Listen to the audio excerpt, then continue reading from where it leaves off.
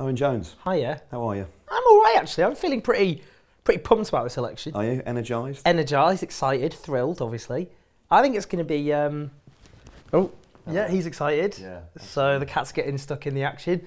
I don't know about you, I just found the whole limbo period quite tedious and frustrating. And there was a general election campaign going on. It was just one-sided. It was asymmetric. Basically, as soon, Boris Johnson became leader prime minister, they were waging a general election campaign non-stop from number 10, using the government machine, and the opposition doesn't really get a word in then because you don't have broadcasting rules that guarantee equal access.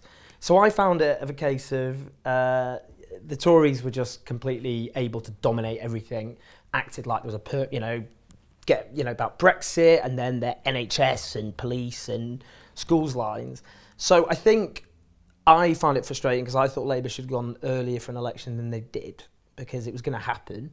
And I was really worried he'd get his Brexit deal through and then go straight into a general election.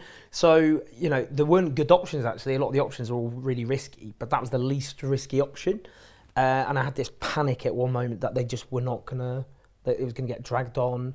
There wouldn't be an election, then he'd get the deal through. And then in the cold of January and February, which is colder than before Christmas, then there'd be this really bleak, depressing post-Brexit general election. So I just think now people need to get stuck in, feel optimistic, feel hopeful. We know that the electorate is far more febrile and up for grabs than it's been normally. About half the electorate are floating voters now. And it's just best for people against the odds to, get stuck in. Mm-hmm. A lot of people in the Labour Party have mentioned the sort of condition of a general election and the equal broadcast rights as something that they think is really going to benefit Jeremy Corbyn. Now, in 2017, I think that absolutely was the case, especially because a lot of voters hadn't yet formed an opinion of Jeremy. But do you think that now, 4 years into his leadership of the Labour Party, people actually probably already have a bit of an idea of what they think about him, and that those equal broadcasting opportunities, do you think it will have as much of an impact as it did in 2017? I think it will have a massive impact because even back then, how recognisable he was as a figure was 98% at the time. So it wasn't a case of there were loads of the electorate who didn't really know who he was. He actually had very high, recognisability kind of figures at the time, and his approval ratings at the time were catastrophic before the last general election. And what happened was, because, I know people have this kind of, some on the left are kind of, the right-wing media. It's a fact that the vast majority of the press support the Conservative Party. It's a fact that the vast majority of the press are bitterly hostile to the Labour leadership. It's also a fact that broadcasters frame their coverage according to the priorities of that press. And I know it sounds like howling at thunder because that's just the way the media is. But it is also true that they do define, that it's much easier for them to define the Labour Party, the Labour leadership, and Jeremy Corbyn specifically in a very negative, one-sided way than it is during a general election campaign. And I think what we'll see, but it's worth bearing in mind that 2.5 years ago, 40% of the electorate crossed the psychological barrier of being prepared to vote for a Labour Party led by Jeremy Corbyn. And that was the highest level the Labour Party had got since 2001, when obviously Labour at the time won a landslide. The difference is, of course, in 2017, as the Tories and Labour both got the same share of the vote as they did under Thatcher and Blair, respectively, at the same time. But what people saw was, he comes into his own when he's campaigning, and what Labour have been stuck in for the last few months is process. Their domestic agenda has basically been completely eclipsed. Their Brexit coalition, Brexit's torn apart their electoral coalition in a pretty disastrous fashion. And I think now the fundamentals that can reassert themselves are Jeremy Corbyn as the campaigner, which is where he comes into his own. Jeremy Corbyn, in terms of the caricature built up with him, about him by the right-wing media versus what people can actually see about him on television, where he'll be able to speak unfiltered to the British public.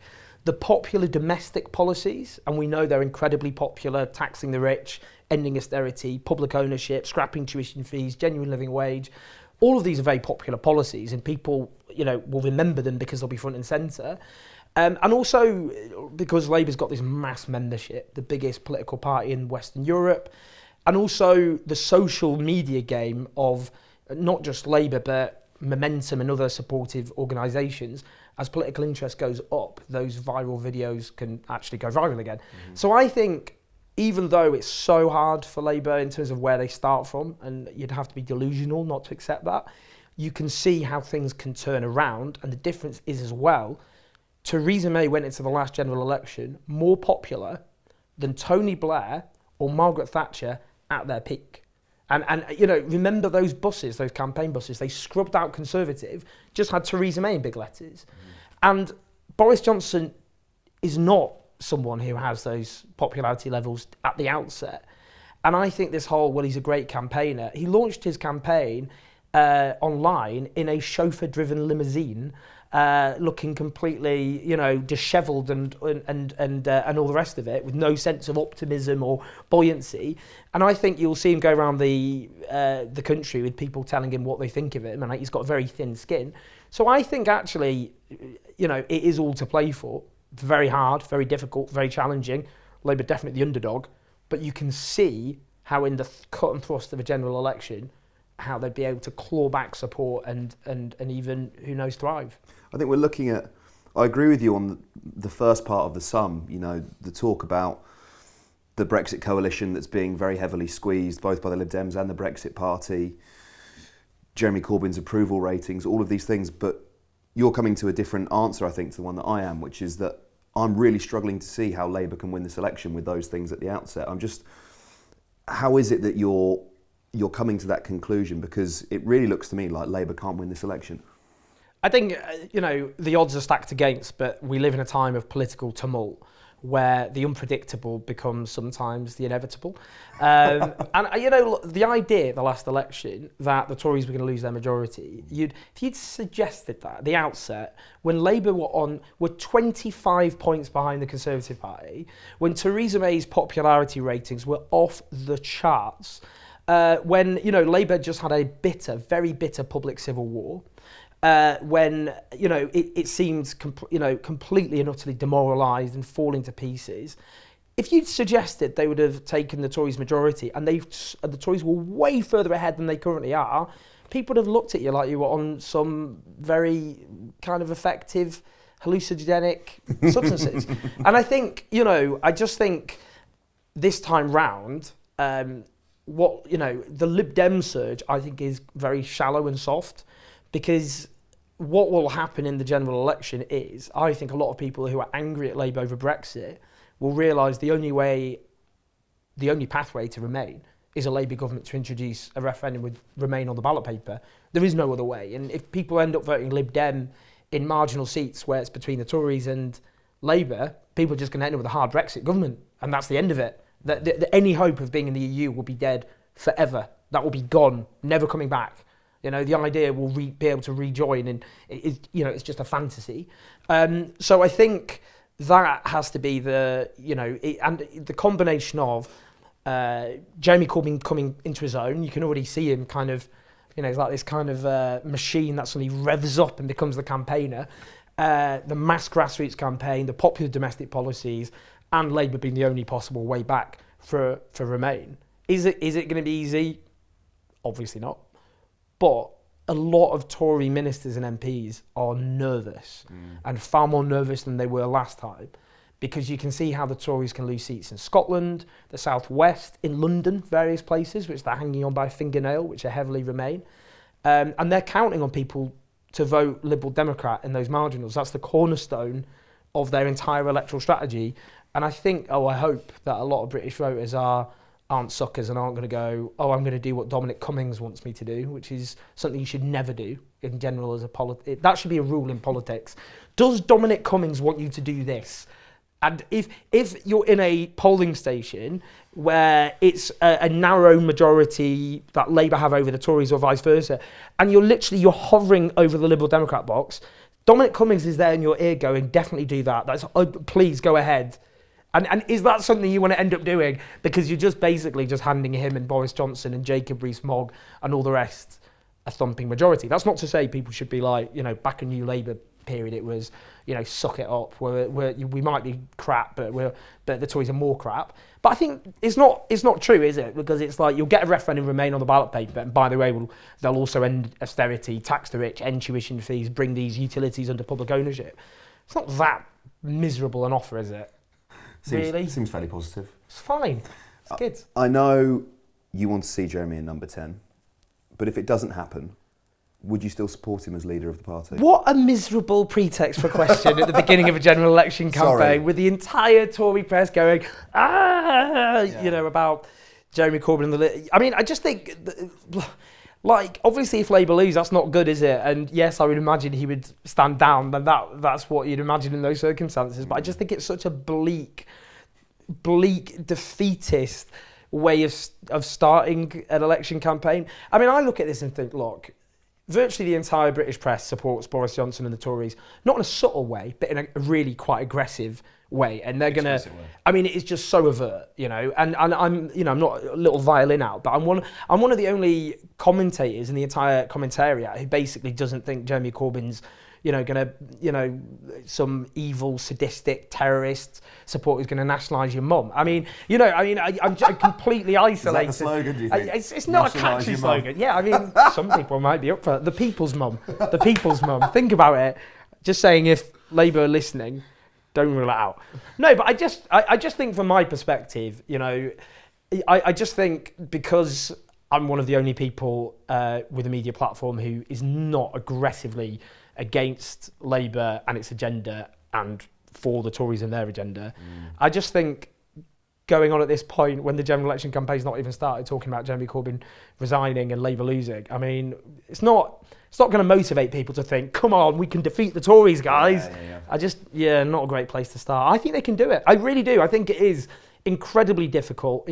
The odds are all stacked against, but I just think if there's people power driven behind what is a very popular agenda on ending all the injustices and challenges and saying, look, this country is one of the wealthiest countries that's ever existed.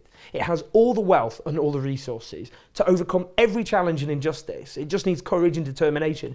I think if that message cuts through, they can turn it all around. But it will be hard. But, they don't call it a struggle for no reason. They don't call it a walkover, do they? No, they don't. Could you countenance coalition with the Liberal Democrats?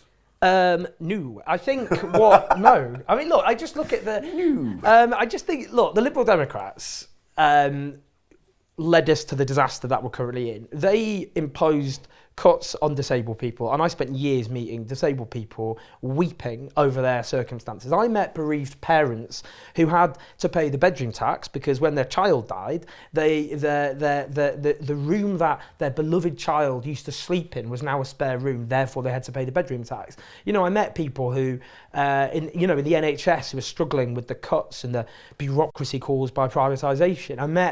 I met teachers struggling because of per pupil cuts. I met firefighters who are having their stations closed and all the rest of it. And I just know that, we went through the longest squeeze in wages of any industrialised country other than Greece because of that Lib Dem Tory coalition. Would Britain have voted for Brexit if it wasn't for that context? Obviously not. Obviously not. They built up that anger and that disillusionment. So I'd say what would happen is if there was no majority for Labour in a hung parliament, what they should do, rather than go into a coalition with anyone, is say, all right, here's our policies, let's increase taxes on the rich, put that to parliament, and let them vote on a case-by-case basis, rather than, have Lib Dems say, well, actually, we're not going to let you tax the rich or stop austerity by raising that amount of money from big business or the rich to do those things, and we're definitely not going to let you get rid of tuition fees because we trebled them. And that's the other thing, I remember how optimistic young people were in 2010 during that general election. They were inspired by the Lib Dems. They thought they were something new, a break from the old parties. They were singing the same songs as they are now. We're different, they're old and decrepit, we're going to scrap tuition fees. And then they went into coalition with the Tories and they left many young people with their faith stripped from democracy. I still meet people now who refuse to vote because they're like, what's the point? See what the Lib Dems did. No one ever keeps their promises. So I just think if Labour don't win the election, what they need to do is go form a minority government and just let the Lib Dems or the other parties vote down popular policies if that's what they want to do.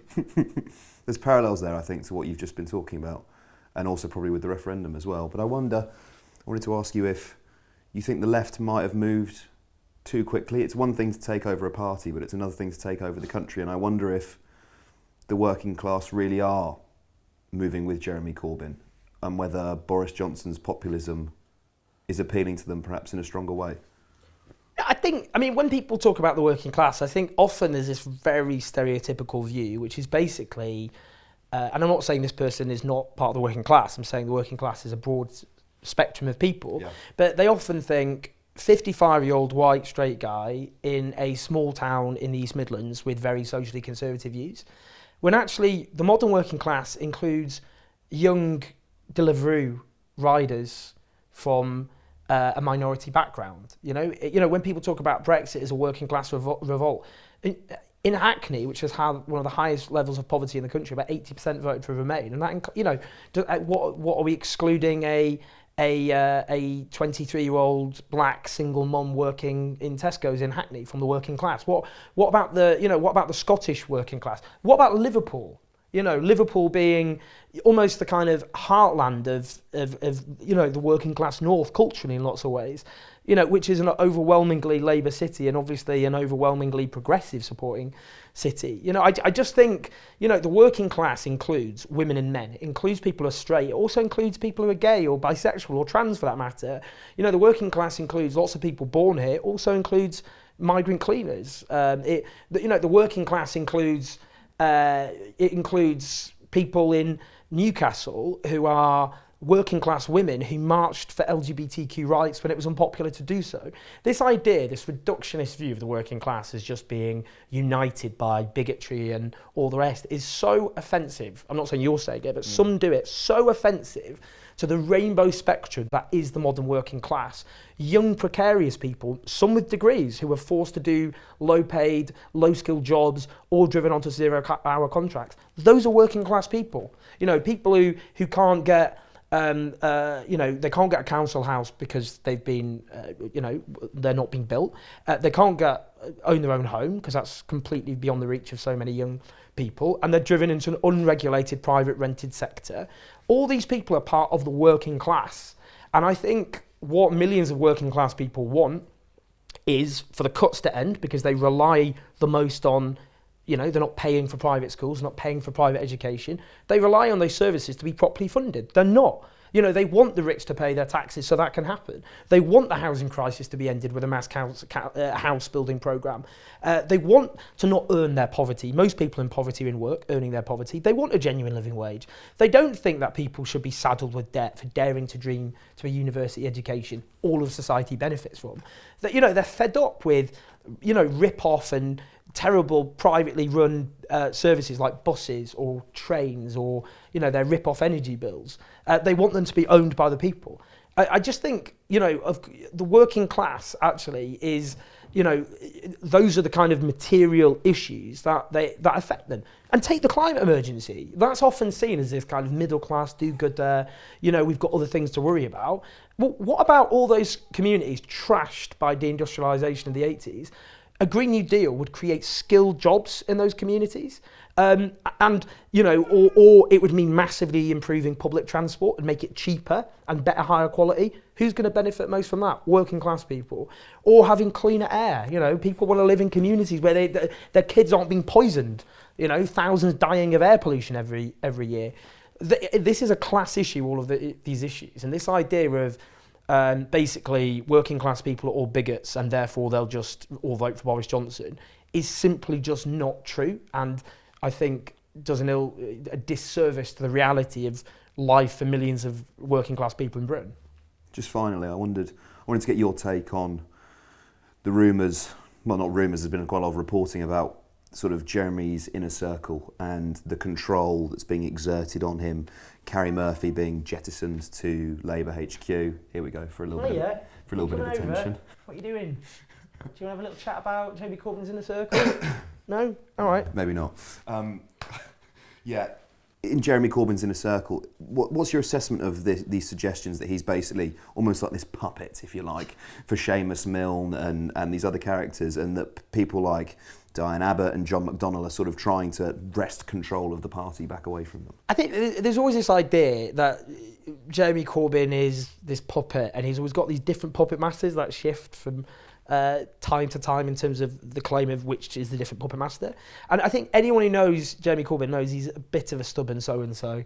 Like, it's quite hard to tell him to do something he just doesn't want to do. I mean, that's a strength and a weakness, I suppose, probably, to be honest. So I just think, I think the problem with that whole thesis is one of the perennial problems with a lot of Corbyn's harshest critics is they underestimate him. They think, a lot of the Labour Party acted a bit like the kind of jocks and the cheerleaders in a high school drama who were like the natural born to rule the school in the pecking order. And basically like these bunch of freaks and geeks have just taken over and now they're the popular kids. What on earth? And they just think the whole thing is so ludicrous. And they think, so everything they've done ever since, a lot of their strategic mistakes have been based on that presumption that he's basically useless and all the rest of it. And that was the same with Theresa May back in 2017. And I think, underestimating him is a really, really big, disastrous mistake on the part of his opponents. And that's been shown quite literally time and time again.